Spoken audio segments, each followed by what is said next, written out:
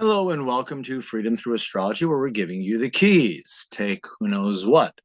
Problems with cats and Zoom update not working well today. This is freedomthroughastrology.com. I'm your astrologer. My name is Donald Patak. There's my contact information, standard YouTube copyright, and no, my content may not be used to train AI and its LLMs unless I'm getting paid generously. Keys to the reading, part one, because I do read astrology differently. First of all, I read what's called constellation-based astrology. You'll also hear it called true sidereal astrology. It's astrology by the visible sky or astrology by astronomy. In ancient times, astrologers were astronomers. And so tropical astrology fixed the signs to seasons. Well, the sky hasn't looked like that since Roman times. We have what's called precession of the equinox. The signs move through the sky very slowly. So if you're a first-time watcher, you're gonna hear planets being different constellations than what a tropical astrologer is gonna say. That's where an astronomer is more likely to see them. I do use with the visible sky 13 signs because between Scorpio and Sagittarius is another sign called a fucus. It's the sign of the wounded healer, the symbols of a person holding a snake by the head and the tail. In ancient times, a snake symbolized knowledge, and the mythos are that either a fucus, Asclepius, different mythos, was gaining knowledge to learn how to heal themselves so they can heal others with similar wounds. So it's the sign of the wounded healer. And in using the visible sky, I use the natural size of the constellations. There are astrologers who want to make each constellation 30 degrees. It ain't like that. Virgo is huge at just under 50 degrees. Aries, Cancer, Libra, Scorpio, Fucus, individually, they're less than 25 degrees apiece. Not a good idea, Cat.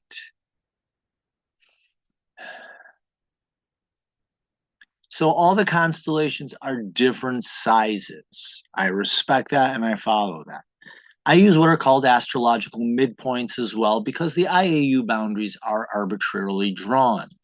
Athan Shimenti noticed that as he was zooming in on the IAU boundaries and found the stars of Scorpio in the constellation of Fucus, not where they belong. And he noticed this in other constellations as well. So we looked at the zodiac belt, last bright star of one constellation, first bright star of the next constellation. What's the halfway point? And run with it. I like it. I think it's more accurate. Keys to the reading, part two. In my interpretation, I use what's called evolutionary astrology. These transits are lessons to learn. It's open for you and how you want to interpret them and receive the information and what you do with it. You have freedom of choice.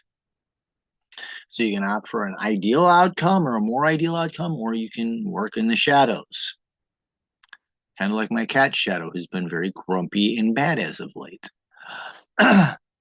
So you do have that freedom of choice. I honor that and I respect that. This is the weekly edition. So these are universal lessons. So do have some compassion on your fellow ground pounders, earth travelers. I really got to stop saying that. Dates are based on the Eastern US time zone, as I do live outside of Buffalo, New York. I'm operating within 1 degree of exact. I could go wider than that, but I would get overwhelmed. You'd get lost. So what this is we're looking at when the experience is going to be most intense. And the software that I'm using is Capricorn by Prometheus.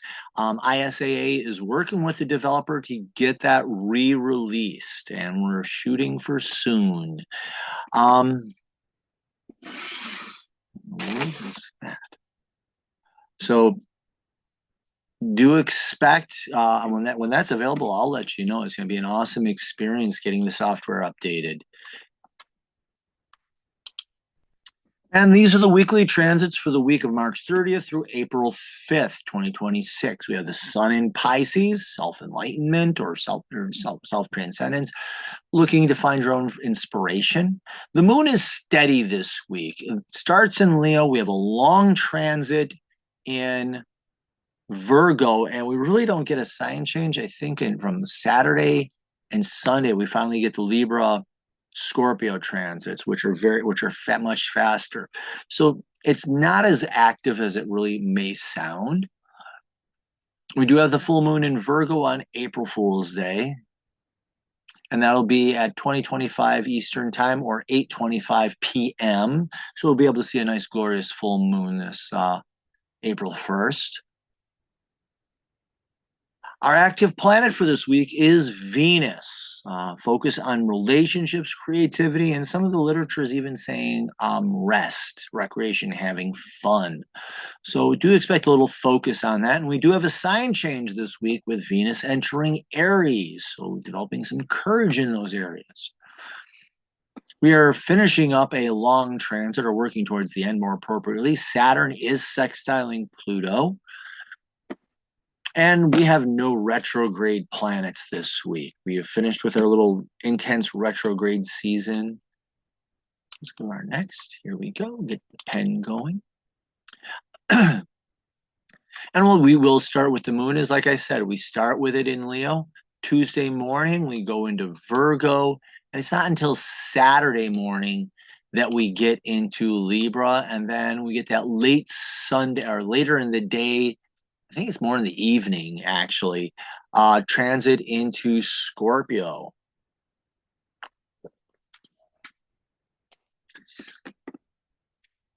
So as you can see, the moon is actually very steady this week. So look for some emotional stability. And we do have that full moon on Wednesday evening, kind of in the middle of the week there-ish. Actually, Thursday's the middle of the week in this calendar. Oh, well. And that'll be Wednesday nights. That's the moon in Leo opposite the sun in Pisces. So that's what that'll be. Not the correct way it's going to look, but close enough for government work. Otherwise, when we're looking at this chart, the dotted line are our transits from last week. As you can see, we still have that Saturn-Pluto transit finishing up. And here we have our wonderful Venus transits. And Venus is working with the nodes of the moon and Pluto. In addition, on Tuesday, we have the Venus transiting into Aries. So really the story of the week is Venus. Dr. Danny's got to love this week. Other two transits we do have Mercury working with Jupiter and the Sun working with Jupiter as well. So really, again, an outer planet that's getting played with. Jupiter is one. There we go. Pluto's the other. But like the planets that are really doing the transiting, it's a very much Venus week. We do have the nodes of the moon being activated this week with Venus, so a lot there. And then as we look, we really don't have anything starting until Thursday. I don't even know when Easter is this year. I think this is next week is the beginning of the week of the Passion. Recovering Catholic, never mind. So really it picks up on Thursday. We have a couple of transits there. Friday, we're just dealing with some exacts. Saturday is the busy day of the week with the moon entering Libra, and then Venus with the nodes, and then the sun squaring Jupiter. So really the busy day of the week is Saturday. If you're going to really feel a little bit of intensity, there it is. Here are all drawings. Close the doodle tool. And here we go with just an overview of the different transits that we'll be facing this week. From way back in mid-March-ish, we have Saturn in Pisces, sextiling Pluto in Capricorn. Saturn in Pisces, spiritual maturity, spiritual development, creates an interest in healing the deep, doing the work of healing the deep wounds and transformation. That's really the quick and dirty of that transit. So as growing, your spiritual growth is helping you do the work of the hard work of change, or not the hard work of change, but doing the work of change creates an interest in that change. The shadow here is spiritual cynicism. Doing anything you can and living in this ill-gotten fantasy, and that creates a sense of nervousness. And that the shadow of Pluto in Capricorn, it's cynicism, nihilism. I mean, this is just a really dark transit. It's full of cynicism and nihilism. I could use those words to describe Saturn as well. But it's deep cynicism, nihilism that leads to deep wounding, isolation, and loneliness. So this dark attitude just fuels loneliness. And that should be over. My current projection is April 6th. We'll have that updated next week. And from Saturday, we have the moon in Leo. Learning self-expression, learning how to express your emotions, expressing what you're feeling, and also the ability to be seen appropriately and when you're doing it. The shadow here is being overly dramatic, that drama king, drama queen. Hey, everybody, look at me. Excuse me, I'm over here. It's just over-the-top behavior that really turns people off. The other side of the shadow here, though, is the cowardly lion that doesn't want to be seen. You know, don't look at me. Let me hide away and leave me alone. Everybody sees either which way as pointless drama. And we start with Monday. Take a breath. Remember to exhale, repeat. No transits. Begin to the big five anyways. Beginning on Monday. Tuesday, we do start with the moon entering Virgo. This is a time for emotional development, and Virgo is looking to see how can you improve and get better. The moon, emotional. So this is developing, I would say, emotional intelligence and becoming more emotionally skilled. Where do you need to develop this? How can you develop it? That was a weird pop-up on my phone. So yeah, so it's ideally becoming more emotionally skilled, potentially more emotionally sensitive, I would think. And look for teachers who can help you. Find out who is skilled and work with them. Shadow of this is falling into endless self-criticism because the shadow of Virgo is perfectionism, which is an unachievable state in this world. And the moon gets moody, so you're feeling like you can't succeed. You're bound for failure. You're holding yourself up to unrealistic expectations, which leads to being overwhelmed and inactivity. And instead of making advances, you fall behind. And also on Tuesday, Venus enters Aries. So Venus, relationships, creativity, like you said, having fun. And in Aries, having courage. So this is having courage in your relationships, to assert yourself, expect opportunities, to be open and honest with others, you know? Hold on a second. And also be willing to take risks with others. And I would say risks with your creativity as well. You know, try something new, you know? And in with Venus being on rest and recreation, you know, have the strength to take, you know, the courage to take a break when you need to. You know, in modern day, the idea of taking a break is frowned on. It's like, well, I'm taking a working coffee break. No, take the break. You know, have the courage to take the break and step away from the desk. You'd be surprised what happens. The shadow, Venus can be slick, manipulative, lazy, and in Aries, it steps into fear. And that can come across as anger, lashing out at your relationships, lashing out at other people. It can come across as cowardice, giving in to others unnecessarily. With creativity, you're not willing to take the risk, just keep doing the same thing. And rest, you know, not even trying, don't even go there. It's a mess. You know, why stay home and sleep when you can go out to a bar, drink all night, and smoke cigarettes, and then be wiped out the next day? Bad example, it could happen. But that's Venus in Aries. Ideally, you're learning to have courage in your relationships and search your relationships and your boundaries. Wednesday, we have the full moon in Virgo, the sun in Pisces. You're seeking enlightenment, inspiration, and it's opposite, which can be a time of balance or reflection. And I'm going to use reflection here. When I was writing my notes out, reflection came to me more easily. And with the moon in Virgo, we're talking about emotional intelligence. And what I had written here was balance, as the sun in Pisces, you're learning to be present and in the moment and becoming more aware. And you're reflecting on what? Your emotional intelligence, reflecting on where you need to improve and how you can improve. And you're taking the time to balance that work on getting better and being present. It's possible to get pulled out of balance. That's the shadows being pulled out of balance. But what did I have here? Self-awareness can help you know what skills you could use improvement and how. So that's the ideal. You're being present, you're being aware. Oh, that was an insensitive thing for me to say. This is how I can do better next time. So you're learning to be present, aware, and reflecting on your emotional skills. The shadow here, this is where it gets to be out of balance and a tug of war. If you're out of balance with the sun in Pisces, you're lost in some fantasy.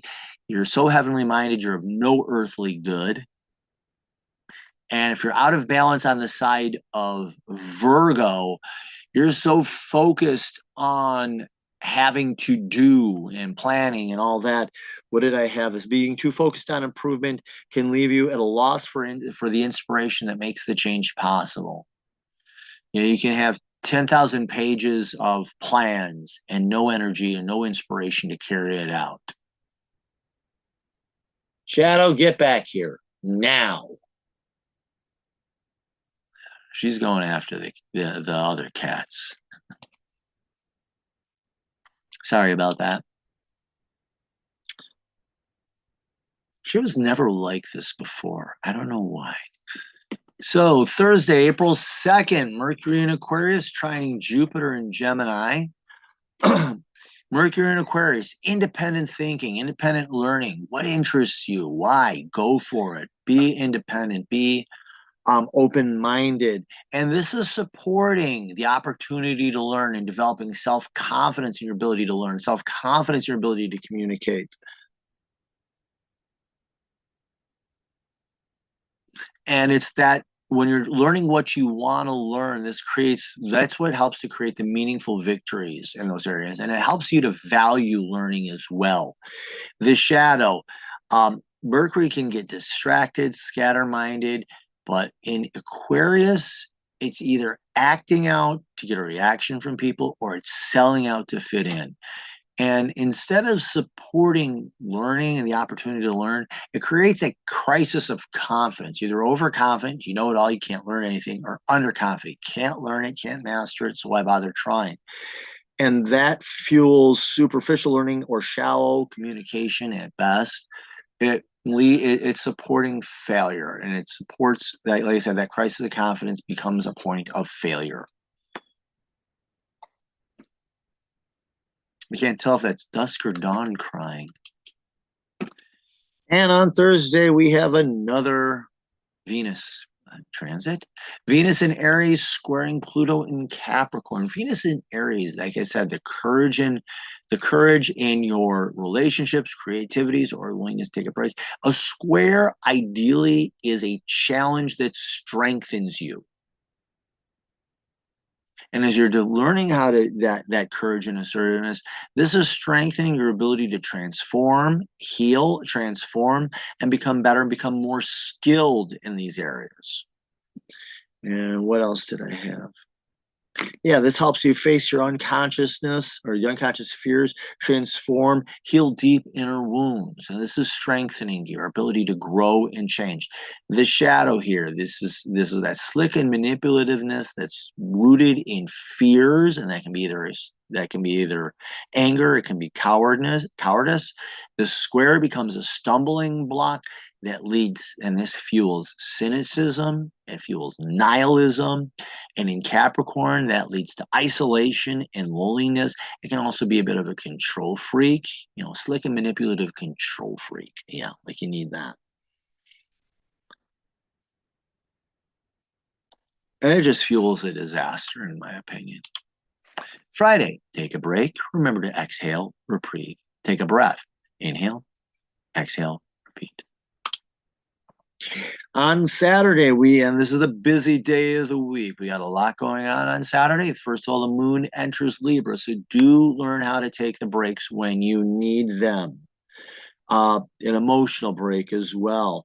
I'll learn well how to calm down and when, balance self-care and the care of others. Take the opportunity to create a sense of inner ease. They can handle that paradoxes and all the stresses in life and all the ups and downs. Like I said, know when to take a break and how, and what can rejuvenate you. The shadow here is falling into indecision, getting pulled in different directions, and that just stresses, that leads to greater stress. We have Venus in Aries sextiling the North Node in Aquarius. And let me get my doodle tool here. So we're focusing on this right here. This is the first Venus transit for today. So Venus in Aries, like I said, this is that courage and assertiveness in relationship, or courage and creativity. And the North Node in Aquarius. The North Node is your destiny. So the key here is to understand the North Node in your natal sign, on your natal chart. Where is it in your natal chart? In Aquarius, you're learning to make that authentic to yourself, your life's purpose, your life's goal. How do you make that authentic and unique to you? And here is you're learning to stand up for yourself in your relationships, or taking those creative risks. This is creating an interest in that destiny, and helps to create interest in that destiny and make it more authentic, more unique to yourself. And it can also help you become a little bit more independent in that as well. The shadow here, again, falling in Venus, slick, manipulative, motivated by what? Fear. And that's anger or cowardice. That becomes the sextile becomes a sense of nervousness. And the North Node is trying just to get through it. It's selling itself out to others, trying to either fit in or act out to get a reaction. So that fear is fueling fake, literally. Oops. Let me clean. Clear all drawings. Close. Next. And we have a little brighter break here with the Sun in Pisces squaring Jupiter in Gemini. Sun in Pisces, you're learning self, I say self-transcendence, but to understand yourself and your life from a higher perspective. This can be your own personal spiritual journey as well, especially when it's with Neptune conjunct, which happened a long time ago. But you're learning to be aware of yourself, aware of your life, seeing things and understanding it from a higher perspective. A square, like I said, is a stepping stone, something that's designed to strengthen you. And that challenge is creating for the opportunity to learn and reach your higher potential. Self-awareness fuels self-confidence in your ability to learn and your ability to communicate. The shadow here is falling into some fantasy, illusion, self-delusion, and that creates a stumbling block. The square becomes a stumbling block that undermines your self-confidence, undermines your ability to learn, undermines your ability to communicate, and it can undermine that all that was self-confidence and the hold on. Yeah, I have my notes here say collapsing the false ego, living in the fantasy, fuels a crisis that undermines self-confidence or your self-image. And it can result in distraction or an unwillingness to commit. So you're really undermining and weakening yourself here. And the other transit from Saturday is we have Venus trining, whoops, little bump there on my mouse pad.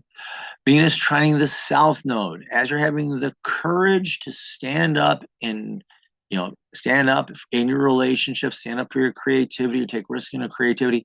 Trine is a support. It helps you to become more aware of the South Node in Leo. The South Node, in a positive sense, helps you to understand how you undermine yourself.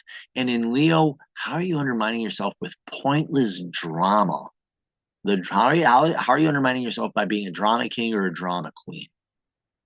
And as you become aware of that, oh, wow, you have the courage to change your relationships and become a better person. So this really, in a way, This is a support that helps you improve your ability in your relationships, and having the courage to, to see that is a great thing. Also in the arts, the courage to try something new. This is something different. Think of Picasso. Look at what Picasso started out as. He was anybody and everybody else.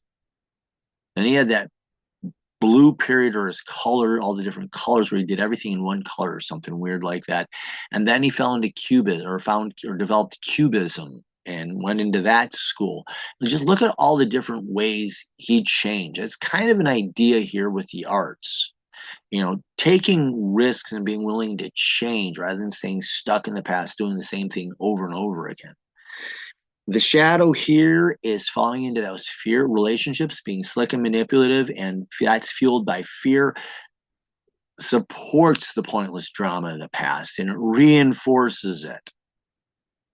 And it just drags you back down into it.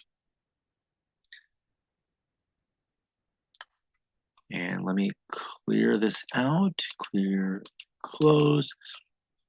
Anything else I want to say? So yeah, so as you can see, yeah, hold on a second. Don't want to bite my tongue. There he goes. All right.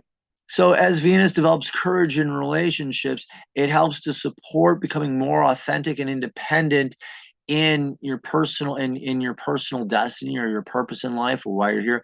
And it helps to support an awareness of how you hold yourself down and back with pointless drama. The shadow, though, is falling into fear, which fuels being slick and manipulative or lazy. This creates nervousness in your life's mission, where you're just denying it and just going for the easy way out. And it leads to pointless drama, which kind of ruins everything. There we go. And on Sunday, finally, we have the moon entering Scorpio.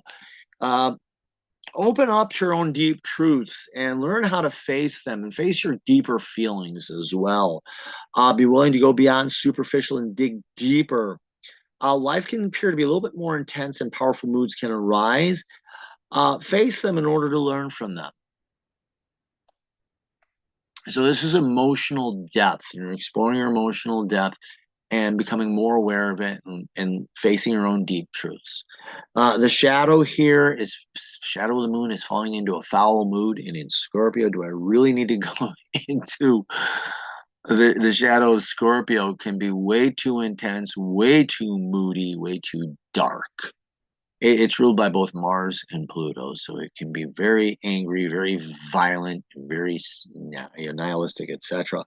But it can be very dark, and so be careful of falling into a sour mood, complicating situations unnecessarily, and losing perspective. And this can leave you feeling emotionally wounded and emotionally drained. So there you go. There's your that's your reading for the week. Hold on a second. I am on Facebook, Instagram, and YouTube, where I do post daily, on Facebook and Instagram and Digital Soul Space. I do post daily deep dives where I do explore these a little bit deeper. These three guys here, or these three companies, I should say, are making billions of dollars off your data. Digital Soul Space is hosted on the Mighty Networks, which says your data is your data, and you have a right to control how it gets used. And I liken it to the spiritual safe spot on the internet, or the spiritual safe space on the internet.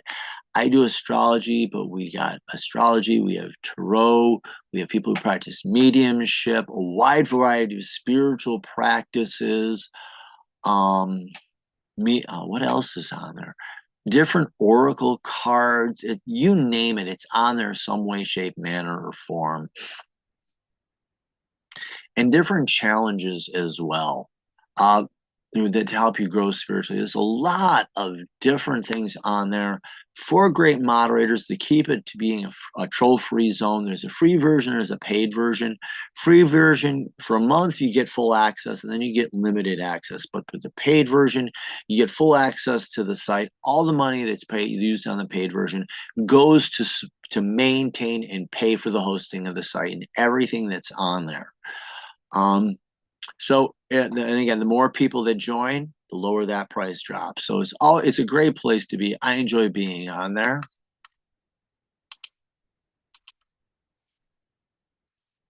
I do offer readings in packages. If you want to see how your chart changes from tropical to true sidereal astrology, order the quick six key anchor points on your chart that help you to understand and give you a solid foundation. I do birth chart or natal chart readings, and in evolutionary astrology, this is your birth contract. It's not who you are, it's who you came to become. So, this is the end goal. You came here to learn these lessons. I can spell that out. Karmic or past life reading. There's some people who believe in reincarnation. Well, in the past life, you had some bad karma show up. You're re-experiencing it in this life so that you can heal it and release it. And I can help you understand what that karma is and then how you can release it.